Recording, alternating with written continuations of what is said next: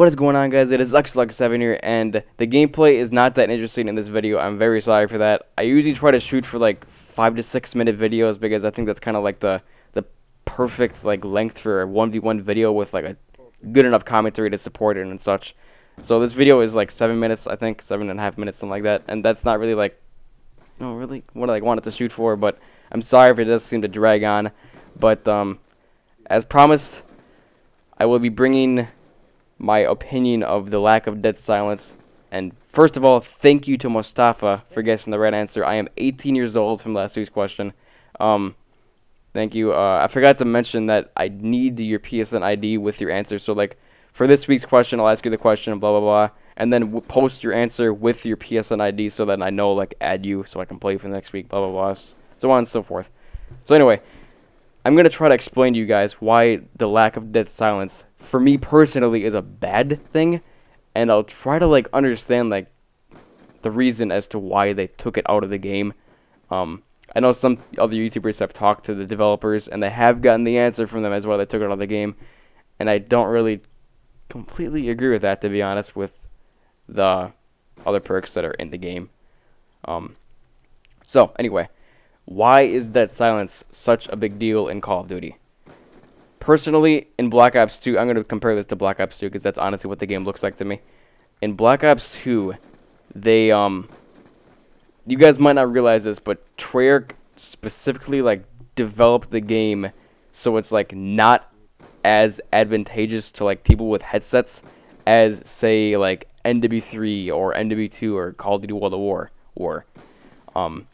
Same thing with, like, the people say they have, quote, trigger fingers in Black Ops 2, where you can't really have like a trigger finger in that game because the gun doesn't allow you to shoot as fast as you pull the trigger, as once again in like NW2, NW3, and World of War.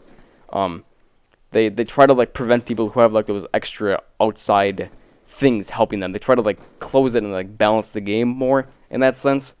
I hope that kind of makes sense to you guys. So that's why dead silence in Black Ops 2 wasn't like a huge necessity, because you really didn't hear people that didn't have dead silence until they were very close to you, or you had a very like loud headset, like you turned it up like all the way. Yeah, so I mean, it wasn't like that big of a necessity, but in Search usually you'd probably want to have it on regardless. So in Advanced Warfare, I have seen gameplay, I've heard people talk about it, and they specifically say that the footsteps in that game are really damn loud, and you can hear a lot of things in that game. So having a headset is almost a necessity in that game. And from my own eyes, that's kind of a bad thing, because in Call of Duty terms, there really needs to be like a counter to everything in the game. For example, say stopping power was like the counter was Juggernaut, right? And they didn't have that counter in NW2, so the game was typically pretty damn unbalanced, and people only use like stopping power, which is also the reason they took out dead silence in the first place, because they said that it's a crutch perk, which basically means that the perk is in the game, and that's really the perk that people all have on.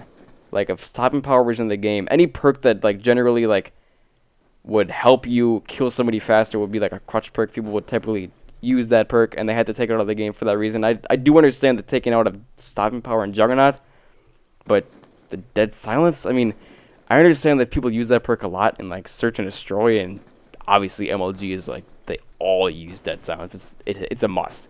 It is absolutely a must in Search and Destroy and MLG.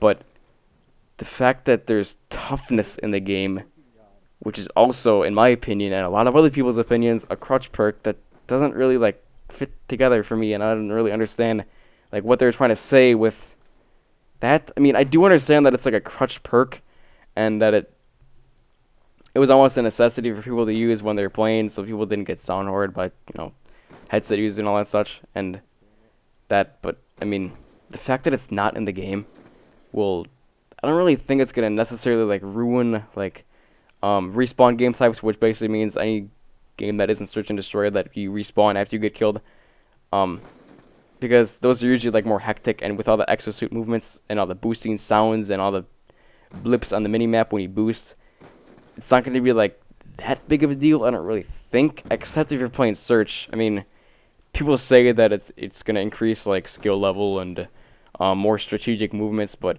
honestly, if you're a Surge player and you actually have any brain at all, and if people on the enemy team aren't using dead silence, what are you gonna do?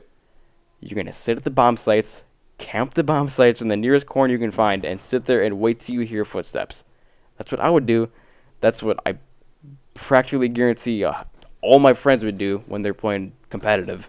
They would camp the bomb sites and they would just wait for people to come. So it really leaves the attacking people on Search and Destroy at a huge disadvantage, because they have to be either really cautious with their movements, which slows it down, and a minute 30 seconds for a round is going to be pretty painful at that pace. And it's going to be pretty damn easy for the defending side, because all I have to do is listen for movement, and that's really not that strategic to me. That's kind of simplistic and pathetic. And like I said, the fact that they have toughness in the game is kind of like hypocritical, because they said they took out dead silence because it was a crutch perk, but so is toughness.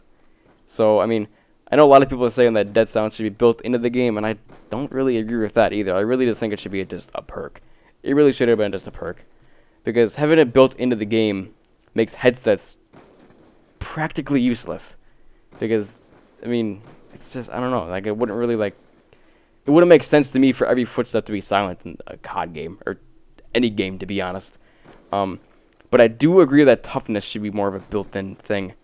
And I think that they should have switched toughness with dead silence, and dead silence be in the game and toughness be built in. But, you know, what can you do? Yeah, so I hope you guys did kind of understand where I'm coming from and why I don't really like the fact that it took out that needed perk. To be honest, as a longtime COD player, I'd much rather have them take out Flakjack, Attack Mask, or Ghost, because honestly those perks are annoying as hell. And if anything, Flak Jacket and Tack Mask are crutch perks in like Hardpoint and Domination, but that's just me. So anyway, if you guys did enjoy it, please leave a like, leave your feedback in the comments down below. And this week's question: what annoys me the most in Call of Duty? What do you think annoys me the most? Hope you guys enjoyed the video, and I'll see you next time, guys.